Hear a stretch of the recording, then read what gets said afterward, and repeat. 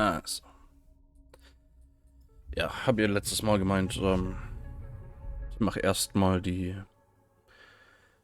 Storylines aus dem Grundhauptspiel fertig. Ist jetzt im Moment nur noch eine. Die mit den Yatagan-Leuten.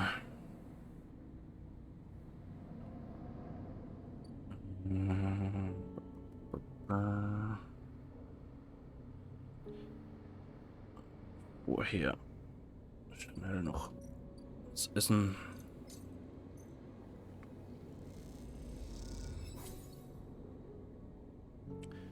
Okay. So.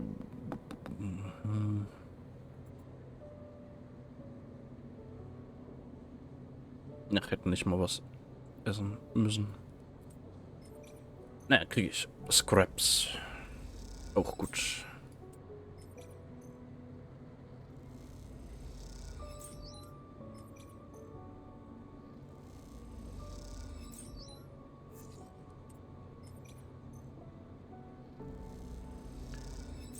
Wunderbar.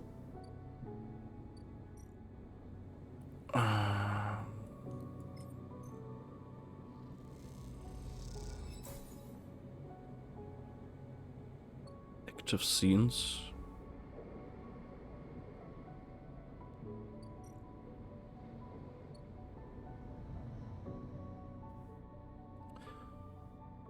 Lässt mich das Spiel nicht mal... Ja, okay.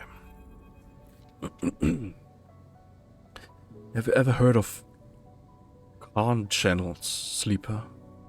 Peak asks as soon as you enter the bay, as if you were in the middle of a conversation. The heavy circles under their eyes, and you're unsure if they've moved since you last visited. The console they are working at seems to have grown too, shadowing their slight frame in a wealth of screens and wires. Nope. Peak turns to face you. Humanity's active negotiation. Negation, meine ich nicht. Fängt gut an mit dem Lesen. Humanity's active negation. The name of the effect used to transport trillions of tons of materials from the surrogate systems to the core. You might have heard of it in your physics classes. At XPR, they hammered the principles into us as kids. Kan. Peak recites the definition as if in the classroom. A process of collapsing spatial causality along the Euclidean distance between 2 points by negating mass simultaneously at both ends of a geodesic curve.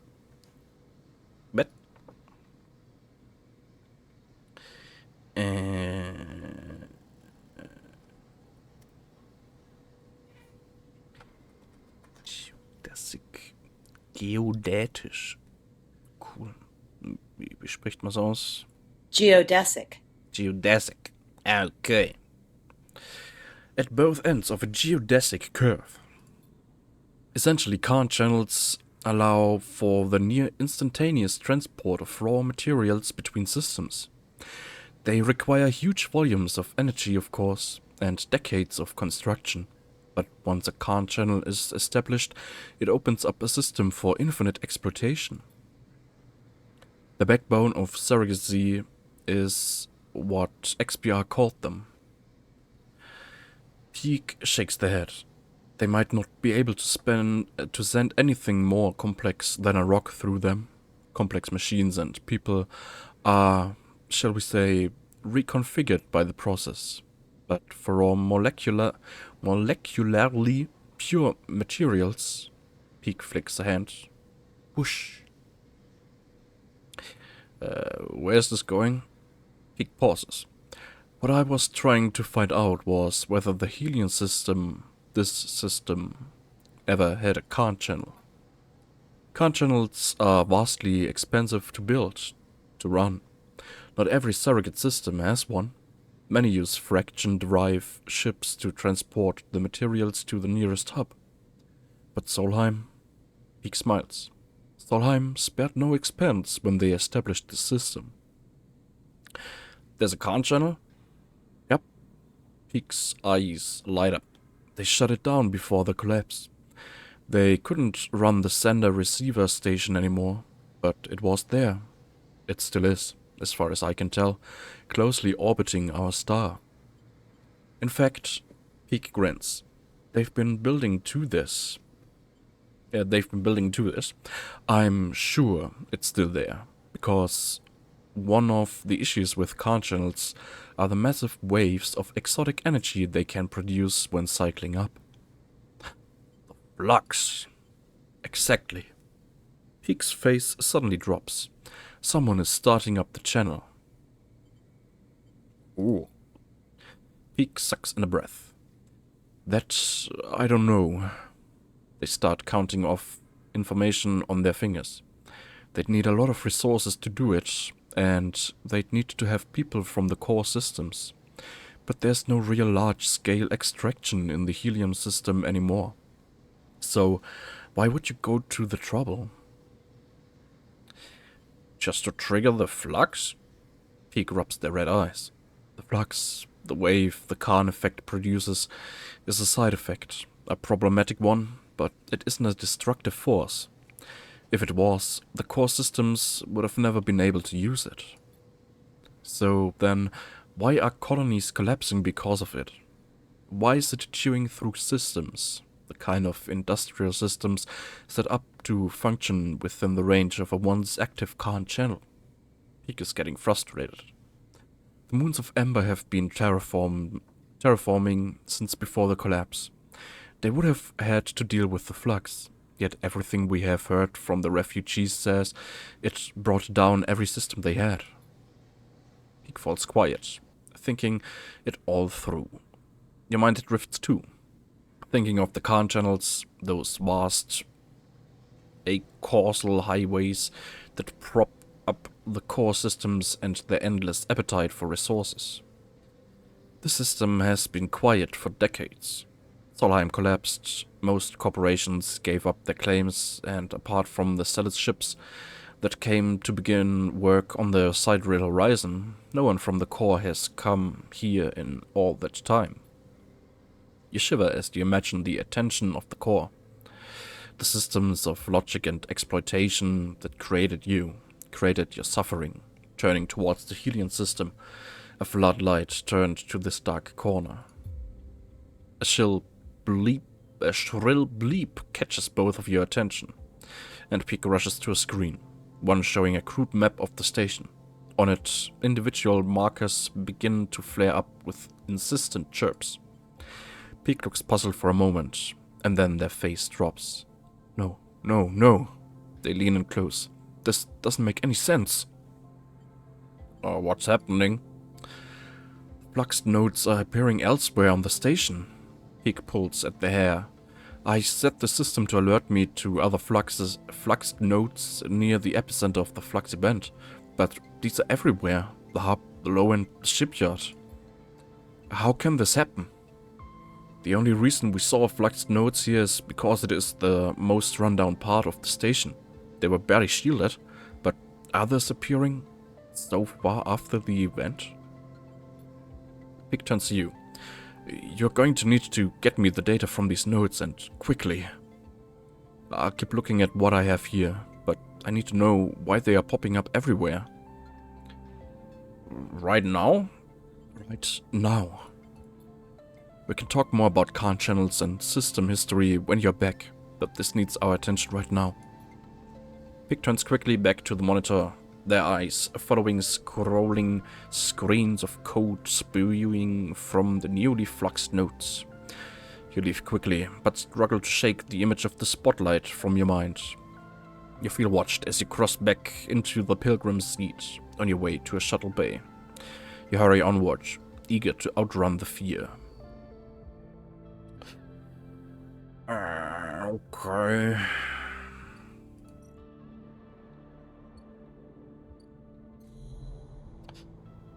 Hat er das jetzt einfach nur so gesagt oder ist es tatsächlich intensiv wichtig, dass ich das jetzt mache?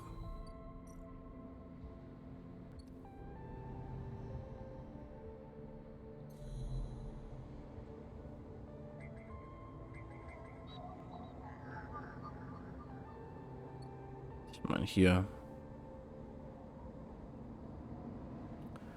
Weiß nicht, scheint irgendwie nicht so besonders. Also, halt, zumindest zeigt es mir kein Zeitlimit oder so an.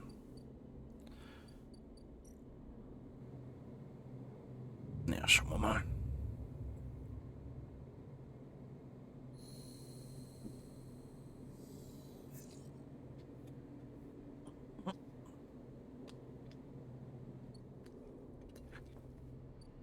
Machen wir trotzdem erstmal da weiter.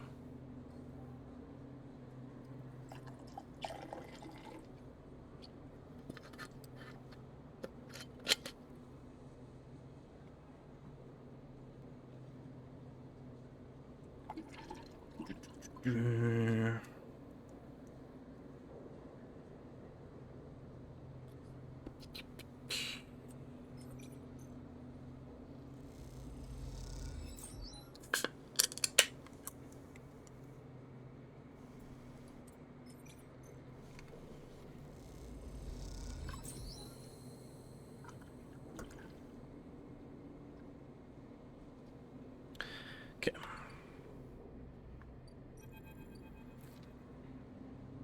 This time you meet inside Rabia's office, although now that you've seen it, office seems like the wrong term.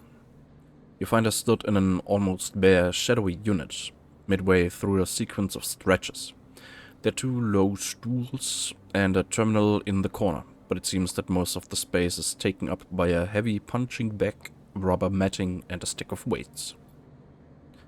When Rabia turns to greet you, you realize she's missing an arm.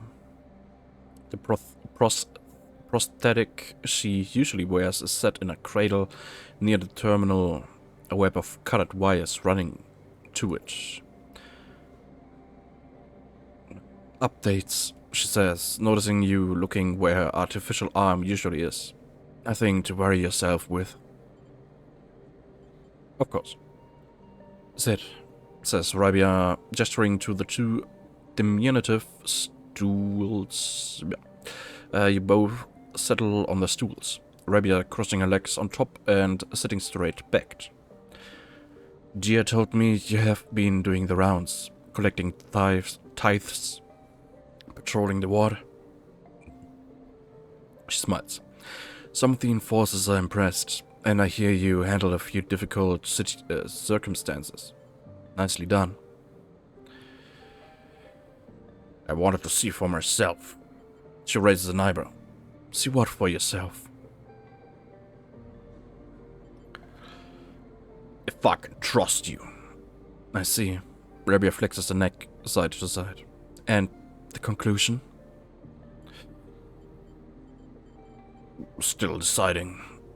Well, sleeper, Rabia says teasingly, please keep us updated on any progress. She smiles a thin smile. Joking aside, I know that for you, life on the Eye has been a struggle, but I hope we can do something about that from here onwards. Though some of our members may not see it this way, I know you, too, are a refugee. She looks at you solemnly. That is why you have come to us. Enough, Rabia. Sabine's voice cuts through the conversation. I'm tired of listening to your affected nobility. They cross the room, Rabia's a baton in their hand, the end lit with sparking electricity. Rabia looks between the 2 of you. I suppose this ambush was another cooperation between you 2? She looks strangely unfazed. No, they are acting alone. Sabine pauses, thrown off for a moment by your renunciation. Rabia takes this opportunity to act. She leaps from the stool and, fainting past Sabine, grabs a baton and twists it inwards. She is by far the stronger, and she pushes Sabine pushes Sabine to their knees, plunging the crackling end of the baton towards their chest. They freeze there, Sabine struggling to keep the cracking baton from their skin. Stop! Then you support them? Rabia asks you, her eyes not leaving Sabine. Your loyalties are so easily swayed. I thought you were more than Yannick's attack dog, Rabia. Sabine spits back. Are you not able to think for yourself? Rabia holds the baton strong, and for a moment you think she's about to hammer it down into Sabine's chest. But after a painful wait, she throws Sabine down instead, then spins the baton in her hand, thumbing a switch and shutting it off in a single move. Now what? They both look at you, each still catching their breath, as if they had forgotten about your presence. Rabia cracks her neck. You're lucky I didn't kill you. I would have had every right. Every right? She shouts, the anger a release of tension more than a threat. Sabine lifts themselves a little, bruised from the fall. They roll onto their side and cough. Rabia gives them some space, sitting back on the stool. Sabine props themselves up on their elbows and fixes Rabia with a hard stare. You have something to say? Rabia taunts. Say it. This is your final opportunity, because after this, she laughs. No coming back. What's the point? Sabine breathes heavily. She refuses to listen to criticism of the great Yettergan project. Rabia collects herself. Speak. She folds her arms and waits to be convinced. Sabine takes a breath, organizing their thoughts. They go to start, pause, then decide on another approach. Eventually, they say it. Yannick is a traitor.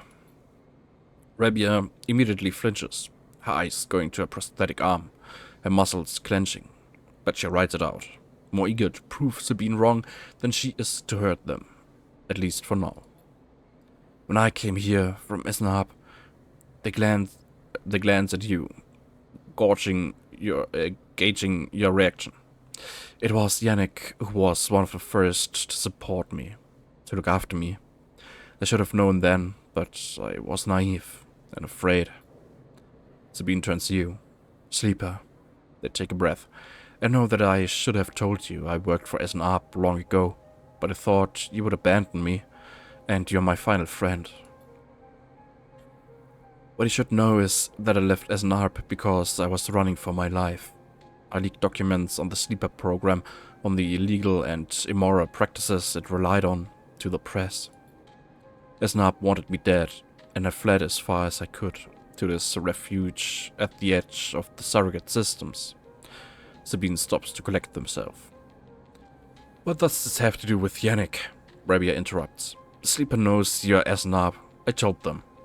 And while you hide beneath the cover of being a whistleblower, you and I both know you worked on the sleeper program.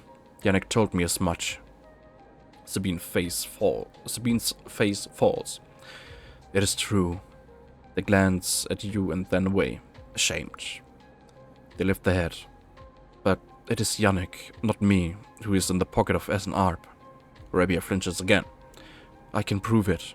He made some kind of deal to keep me here, to tie me up in that, to lock me away. In exchange, Rabia slams her hand on the desk. Just tell us, for God's sake. In exchange for those, Sabine finishes, nodding towards Rabia's prosthetic arm in its cradle. He has been using Yettergan enforcers, using you as test subjects for SNAP technology. I have the data to prove it. He has been bringing them in under the guise of stolen shipments and having me fit them, knowing each one is capturing data and sending it back to its makers. Rabia's fixed expression has started to fade. Sabine produces a slate. It's all here. Thousands of hours of usage data, failure rates, error dumps. These are untested implants, Rabia. They could short out, fail, cause cascading failures across a person's body. And they have. Sabine suddenly looks incredibly tired. I thought the error rate in the units was down to them being stolen or modified. I've tried to fix hundreds of failures in my time here. Not all of them. They stop, unable to continue.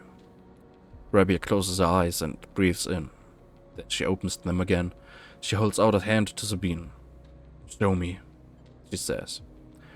Later, much later, when you leave, Sabine is still taking Rabia through the manifests and usage data. Both of them crowded around the terminal as Sabine leads Rabia through each layer of Yannick's betrayal. As you leave, Sabine catches your eye, and something passes between you. Something like a thank you, or a sorry, or some other expression that communicates both sadness and hope. Okay. Upgrade Point, den ich noch nicht benutzen kann. 3 Tage. Enemy of my enemy. Rabia and Sabine have been holed up in her office for a while now. What are they planning? Okay. Achso, ja. Nee, nicht da lang. Node. Was wollen die? Eine 5 oder 6? Habe ich noch... Der da unten auch? 5 oder 6.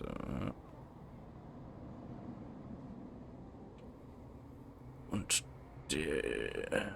Da oben wird noch einer sein.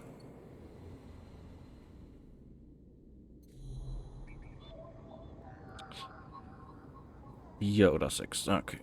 Den kann ich wenigstens machen. It's noticed in 2 places the bonds that is there each time you turn.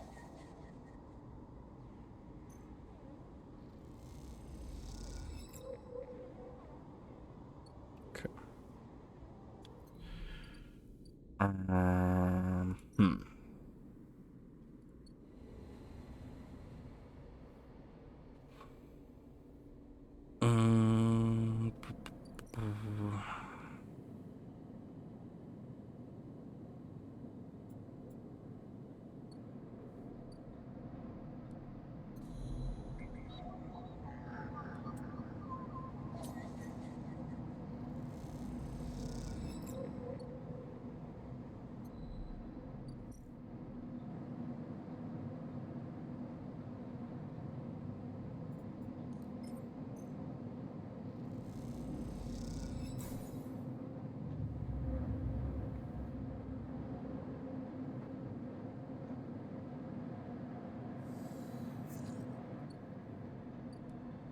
Okay.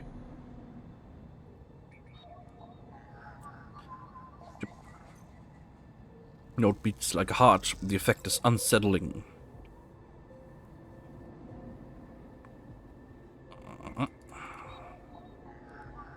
This note is turned inside out, its skin writhing with distorted data.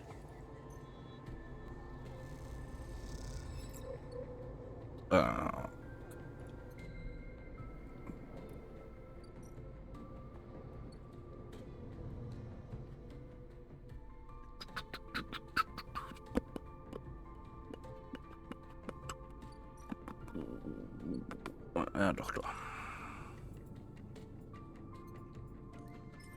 Peak has tracked fluxed nodes in the low-end hub and shipyard. They want the data extracted from all 3. Peak loads the data into their decoding setup. I'll just be a moment. Don't leave, sleeper. You watch as Peak works on the flux data, the nodes unfolding like flowers now, giving in to Peak's increasingly sophisticated decoding protocols. Seeing data like this as an image on a screen is an almost unrecognizable representation to you. It is nothing like swimming among nodes and threads. Despite this, Peak has proven themselves to be more than able to handle these complex data structures, even though this limited representational paradigm. The radar hisses, interrupting a flow of thoughts. You turn to see Ash entering. Rough day. He looks up and meets your eye, but doesn't respond. Ash stalks into the bay, head down. She looks tired and not in the mood to talk. How's the weapon hunt? Peak asks without turning from the screen. Slow, unsuccessful, tedious. Ash slams a bag down on a crate and hops up to sit on it. You still unpicking balls of yarn? With the sleeper's help. Peak smiles. They brought me some good stuff this cycle. Maybe they could help you find the weapons you were smuggling? It's clear that Ash doesn't appreciate Peak's tone. Still looking? Ash replies. And whoever took them better be making the most of their rapidly shortening lifespan right now. Ash. Peak cuts in without looking away from the console. We talked about this. This is my mistake, Peak, and I'll fix it how I want. Ash folds her arms. Now one of the factions of the flotilla has taken them. I just need to find out. Peak holds up her hand. Shh. They lean in towards the screen. Son of a... What? They hit it in the wave of the wave. Peak is whispering to themselves. It's alive. They lean back in their chair. Ash crosses over to look at the screen. Alive? Well, it's growing. It's processing. It's quietly working away in the dark. Look. You cross over to the screen and stand beside Ash. In it, you can see that Peak has all 4 nodes decoded, and the pattern of shadows from inside them sit on the screen like dark stains. Then you notice it. The movement, the thin threads cross from one stain to another. As you watch, you notice that the movement only ever happens in your peripheral vision, as if this shadow knows it is being watched. That's how the other fluxed nodes appeared. He rubs the eyes. They weren't fluxed by the wave; they were corrupted after the fact. This shadow that entered in the wake of the wave, it corrupted them. But it made the corruption look like the result of the flux. It's a sleight of hand. Peak runs a hand through the hair. The flux wave is so massive, so complex, that it opens up the systems to be attacked, as it reconfigures exposed systems.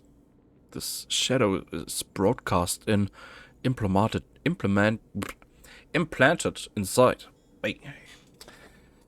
Away from the count channel is a brute force way of hitting every system in Helion. Once the systems are vulnerable, Peak looks pale. The eyes reflect the screens. The flux isn't what is attacking the systems. It is the siege weapon, a Trojan horse. Then this thing takes over. Peak sits back in that chair. And it's already on the eye. Wait. Ash rubs her forehead. You're telling me there's a con channel in the system? Shit. Peak isn't listening. That's bad. We have to take this to someone. Peak looks desperately at you. Helen.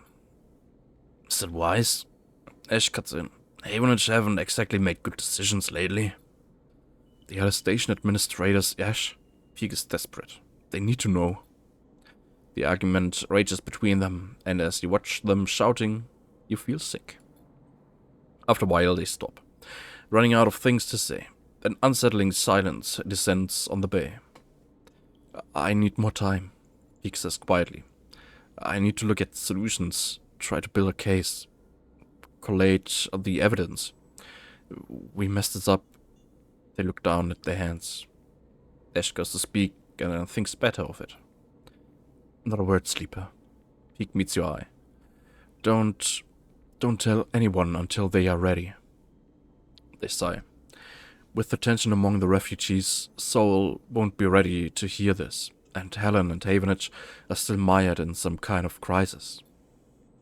We tell Havenage, they are likely to react badly, and if we tell Soul, I doubt he'll take it well either. If we can calm the situation in the flotilla, then we can choose. You're too twisted up in this, Peak, Ash says quietly. This is not our place. We don't know. Stop, Ash. Peak slumps in their chair. Stop. You leave them like that, exhausted and troubled, and head back out into the pilgrim's seat. When you close your eyes, you think of those shadows, that movement at the edge of your vision. Something dark, growing in the station like a parasite. You feel sick, your vision blurs. what comes next. You stop in a corridor and take a breath, putting a hand on a rumbling metal wall. For now, the eye keeps spinning. For now.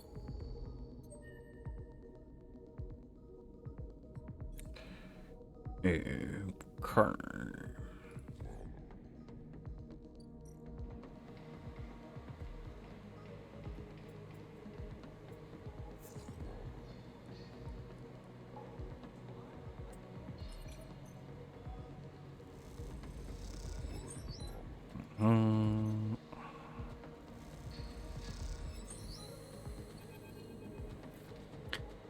Peter, sleeper.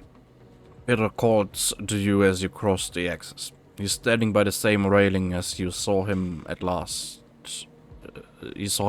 Last time, and he beckons you over. I've been hearing things. He gives you a sidelong look. Bad things? Peter smiles. No, at least not entirely. He rubs his hands together nervously. You wait for him to speak. You know, on song, I was a teacher. He glances at you, anticipating a response. Still silent. Mechanical engineering. It's an essential subject on a moon where a single mechanical failure could mean the deaths of hundreds. He looks at the ground. The heat, the atmosphere, the radiation. All of it is hostile to us. My students knew this. Their work, the training, was respected. As long as they were careful and respected song themselves, they could have their choice of colony placements. They were always in demand. That meant I was respected, surrounded by friends and colleagues, always able to call in favors and repay them like for like. He frowns. Song colonies are small, close-knit. We look after our own. When the flux events started hitting colonies went dark overnight, we all knew what those kinds of failures meant. Like always, we lost more people than any of the other moons. He balls his hands into tight fists. Not a single one of my students left Song. Our future was cut off, just like that. My future. He flexes his hands. What am I out here? What use am I? Song is a fading memory, and the systems we built there are useless outside its orbit. How am I supposed to move on from here? He looks at you, eyes steely gray and glinting.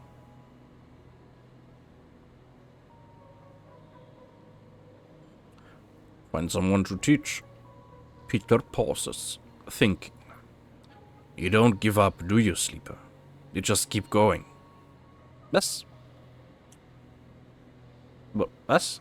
Das ist das allererste Mal, dass ich dem irgendwie in irgendeiner Art einen Ratschlag oder Hilfe angeboten habe oder sonst was.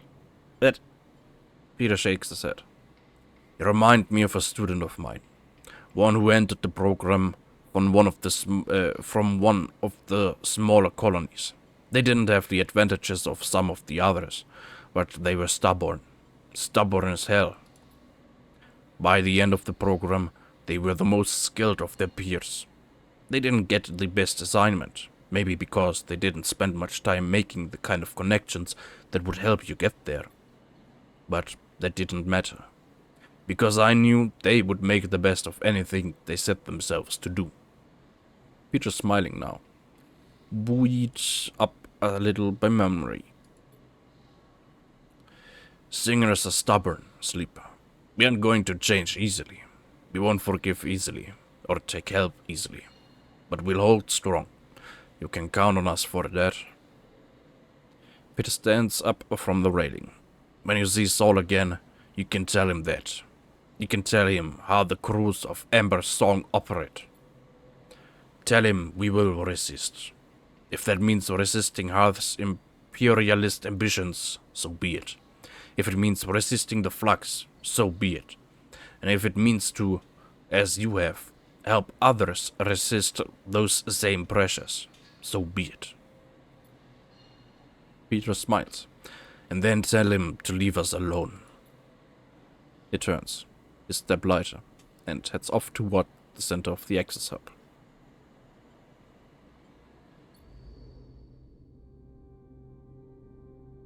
Okay.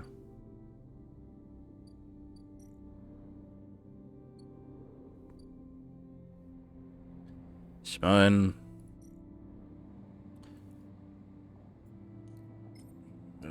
wer sagt mir denn, dass das nicht einfach nur irgendwie seine Sichtweise ist? Ich meine, von den anderen habe ich, von der Kolonie habe ich jetzt bisher noch gar nichts gehört. Und es ist schon ein bisschen irgendwie zwiespältig, dass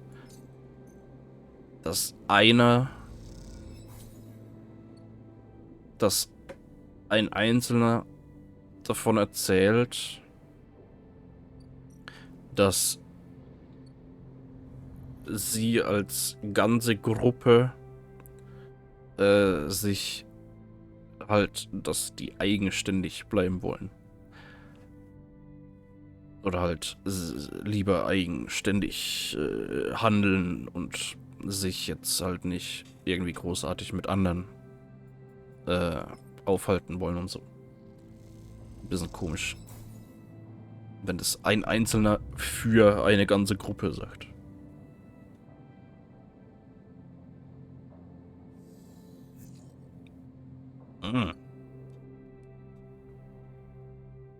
Keine guten Würfel.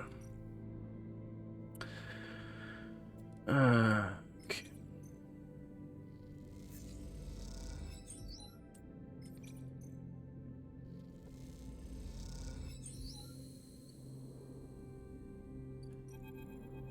Aki, I see you've been contributing.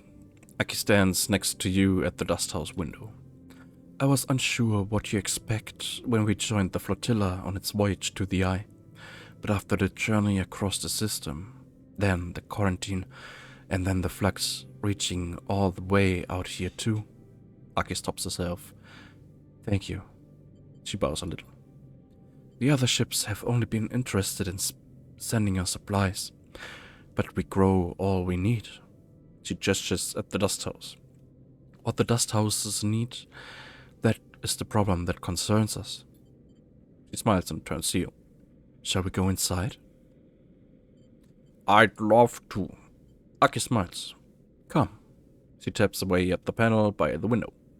Seems only fair that after your help with the support systems, you get to see what it is that you are maintaining. Aki leads you to an opening beside the window. You pass through a dark changing room. You notice Aki's sliding on an oxygen mask and visor. She looks at the swirling dust inside. Inside, it's just like Ember's Step. Thin atmosphere, constant dust storms, nothing that will bother you. She passes your mask. The dust isn't exactly pleasant to inhale, however, so take this. You hold it to your face. She leads you through a short decontamination tunnel with its fizzing panels of purifying light, and then through into the dust house. Immediately, the wind and the heat hits you. You feel rough waves of dust scattering across your face and peer through the amber murk. Your feet slide on shifting piles of sand. Welcome to Step, or an emulation of it at least. Aki's voice sounds distant, echoey. The terraforming process only managed to provide a limited atmosphere around the moon, one which is slowly escaping. It's been like that since I was born, so I got used to the idea. You catch bright eyes through the amber dust. So did everything else that lives there. You feel something hard beneath your feet, beneath the sand, like a coil of rope. What is under the sand? This is steppe silk. It's one of the plants we established on Steppe.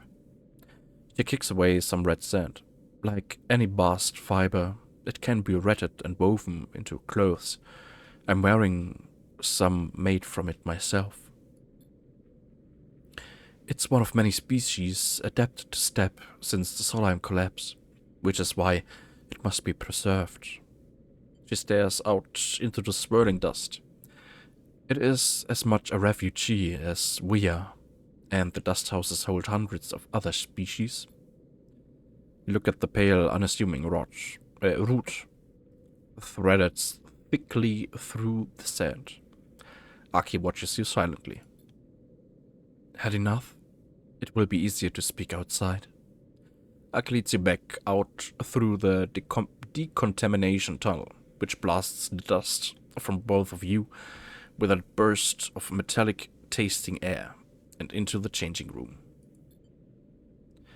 Aki hangs up both the masks, patiently awaiting your questions. What happened on Amber's step? He pauses, pulling his shawl around her. She looks small and pale inside its layers. Steppe was already a doomed world, she sniffs. When Solheim gave the terraforming contract to Sibel, they believed they could build an atmosphere, but the moon's erratic orbit made it impossible to maintain. By the time of the Solheim collapse, the atmosphere was already fading, and Sibel's attention was on Amber's hearth. After the collapse, Sibel fell too. Its researchers scattered across the moons, and any central organization lost. Since then, my parents' generation worked tirelessly to survive, to adapt what we had to the failing moon. Steppe silk, the other adapted species, are the life's work of the Steppe's colonies.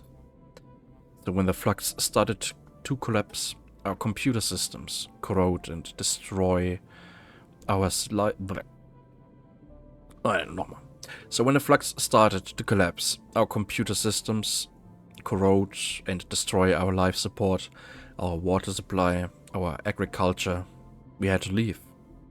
Aki sits heavily on a nearby bench. Soon, the only traces of Steppe will be on this ship. Aki begins to cry quietly. You're unsure what to do. Sit beside her. You sit on a bench beside her as she sobs. You understand why the refugees from Steppe are so different. The world was already dying when the flux arrived. Amber's Steppe is a terraformed moon, a partial atmosphere, established colonies, agriculture. And yet when the flux events started, its people had to leave. You think of the eye and the delicate web of decaying systems it rests upon.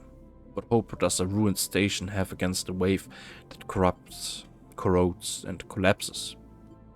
Aki interrupts your thoughts, rubbing your eyes. Not everyone left. There wasn't room to take all the people and fill the dust houses. My parents, their friends, and many others stayed. She sniffs. We carried a step from them. They're for them. Perhaps there is hope. We learned not to talk of hope on a dying world. There's meaning for them and any future they can build with the time they have. She stands up. I wanted you to understand the importance of these dust houses, of what they contain. She leads you back out into the corridor. If the flux events continue to reach out to the eye, we need to build protections to ensure their safety. Aki meets your eye. I can help. Aki smiles weakly. I knew it. You will be welcome on the wind's long shadow whenever you wish. These dust houses are already decaying. I have seen it. She stares into the dust. We had thought that they would last longer, but the last flux event. Help us. Aki looks at you. Please. I will.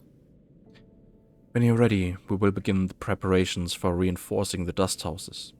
We need to be ready for the next flux event. Aki's eyes shine with the last of her tears. She takes a breath. I will see you soon. Aki drifts away down the corridor, leaving you alone once more at the viewing window, watching the ragged, delicate traces of the moon known as Ember's Step.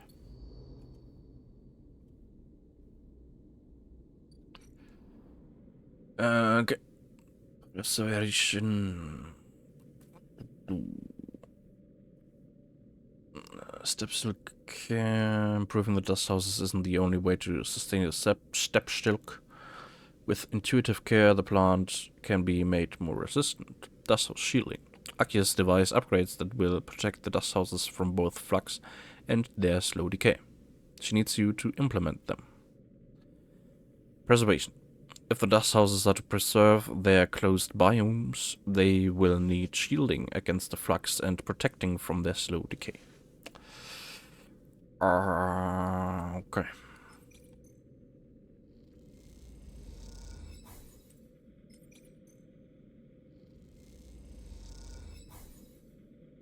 Nice.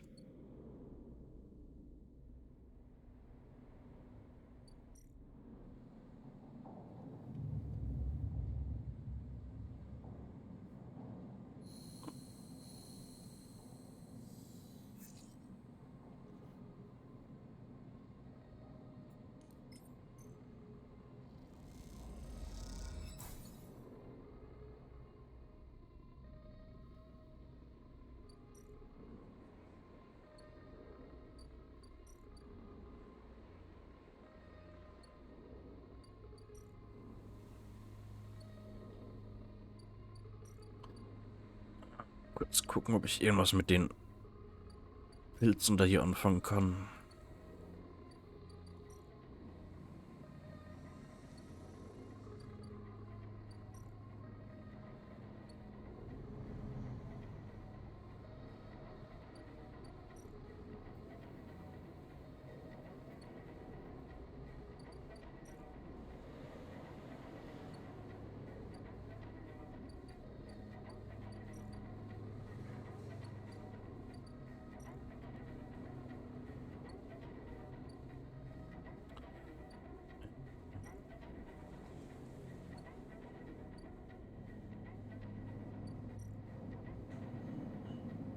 Ah ja.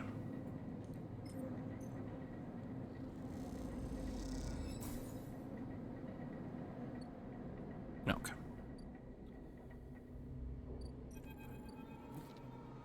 As you enter Rabia's office, you hear voices. Is that Sabine? You push open the door. Sleeper, what good timing. Rabia calls out as you enter. I want to introduce you to someone. The man is standing at the center of the room, speaking quietly with Rabia. He turns as you come in.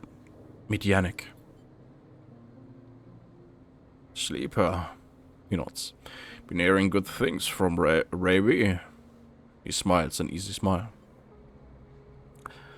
Good to meet you. Likewise, likewise. He waves a ringed hand. Now, Rabia, where were we? Actually, Rabia places his hand on your shoulder. The sleeper was what I wanted to talk to you about. She doesn't spare you a look. What is going on? Well, okay then. Yannick tucks his hands into his pockets. Go on. I'd like to recommend them to your ward. A tiny pause. They've shown themselves to be a capable ally here on the spoke side, but we have more than enough to run our territories. I hear the main block is proving more difficult. Yannick leans forward slowly. It's a mess, Raby. He waits, his tinted glasses shimmering despite the lack of light in the unit. I can use some, he suddenly decides.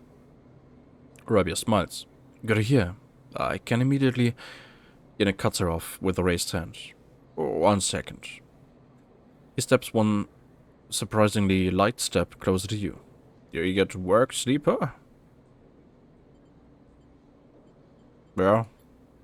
Yannick nods his head as if listening to music. Okay then. You suddenly are unsure if he is talking to you. That concludes it. Yannick pronounces. Sleeper can come work in the ward. anytime they like. You shoot Rabia a confused look. Rabia finally glances at you for a moment, but it is so fast you almost miss it. Good. I know you'll be happy with their work, Jan. Yannick reaches out and squeezes her shoulder. Sure, Rabia, he says. Now please, he says, turning to face you. Let us old friends get back to it. He guides Rabia away, leaving you standing alone. Look to Rabia, but she's deep in conversation, and so, stunned and confused, you leave. Okay.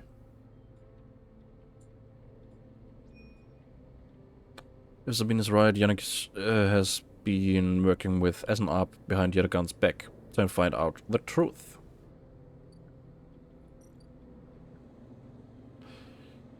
Yannick's trust. Patrol the block. Massive block at the center of the low end is made up of layers and layers of units. Patrolling this vertical city is a challenge. Yannick's trust. Yannick is a strange character, but he seems to understand the value of hard work. You'll gain his trust with time. Okay.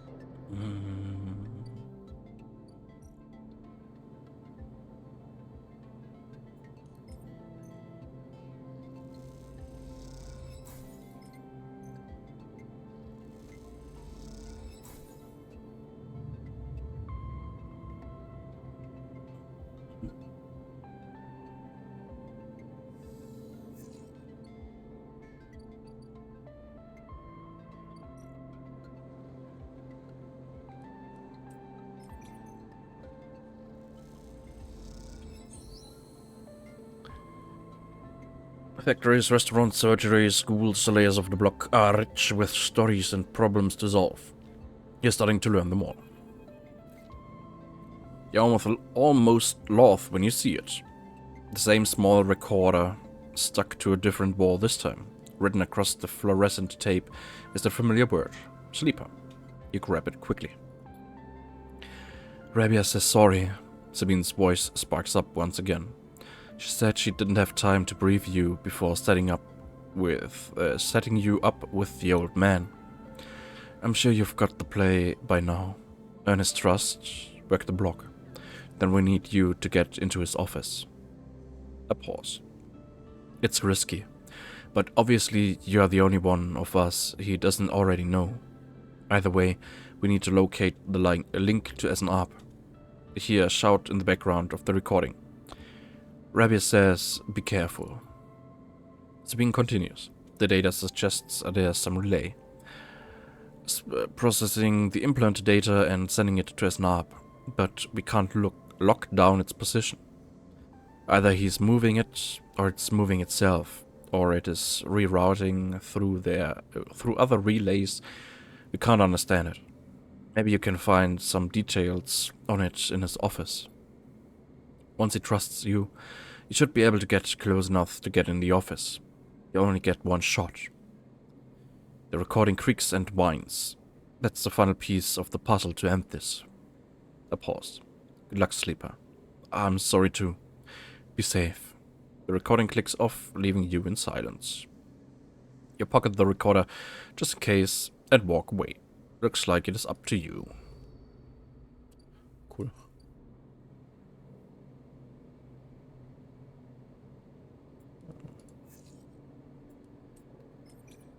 Yannick has asked you to collect his medicine from his office. Now is the only chance to find that SNAP relay.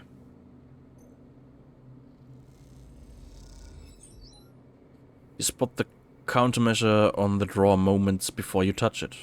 This has to be it, but you can't rush it. Look at the countermeasure on the drawer. It looks like some kind of shock trap. If you'd grabbed the drawer You'd likely have thousands of volts running through your system right now. You wins. Once you find the anchor points, it comes away easily enough.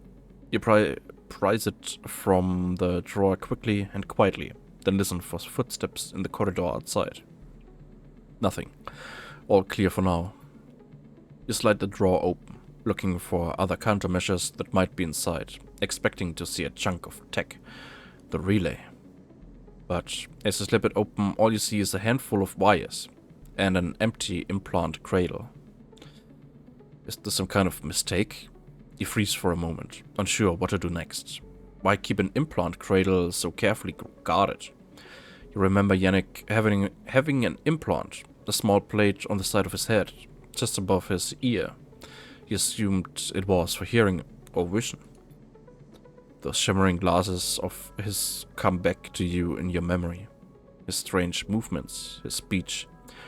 You look again at the cradle and there it is, printed on the frame. Proprietary technology, property of S&ARP. Rabia said the relay moved, that they couldn't get a fix on it. What if Yannick was the relay? The thought hits you like a shock. Yannick with a remote relay implanted in his head, networked to every single implanted enforcer in the low end. A shudder runs through you. Is he even in control? Or has S&ARP wormed its way into the man? Could he even be considered separate from the corporation itself? You think of your own legal status as proprietary technology. A puppet with cut strings. Time to cut Yannick's strings then. You reach around inside the cradle and find it. A remote connection. A tiny bead of a transmitter, likely controlling the link to S&ARP. There it is. You pause for a moment, then you squeeze it, snap it from the frame, and it crumbles, sparks, and dies. It takes a moment before the shouts come, before the scream, and you're already on your way out, down the corridor, down through the unit that serves as the lobby to Yannick's office. Then out onto the walkway where Yannick lies still, and forces gathered around him bemused.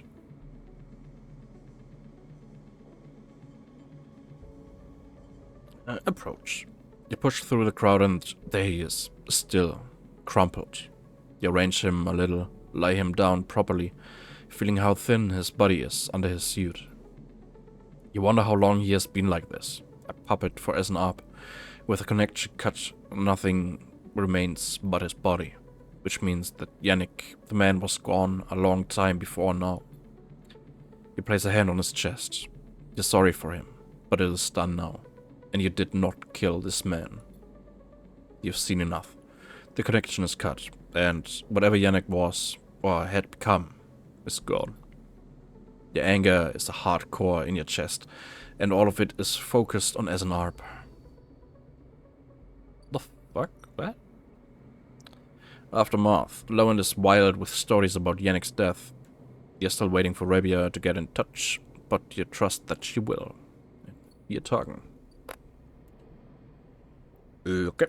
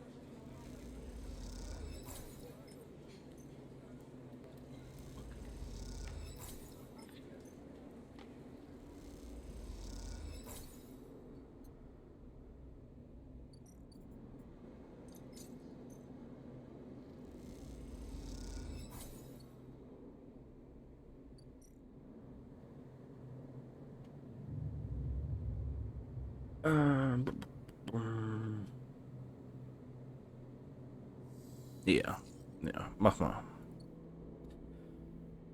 Ja, mach mal Pause. Und ja, nächstes Mal dann wahrscheinlich Ende von der Yatagan Storyline. Und dann haben wir nur noch die Bonus-DLC Flüchtlingsstory.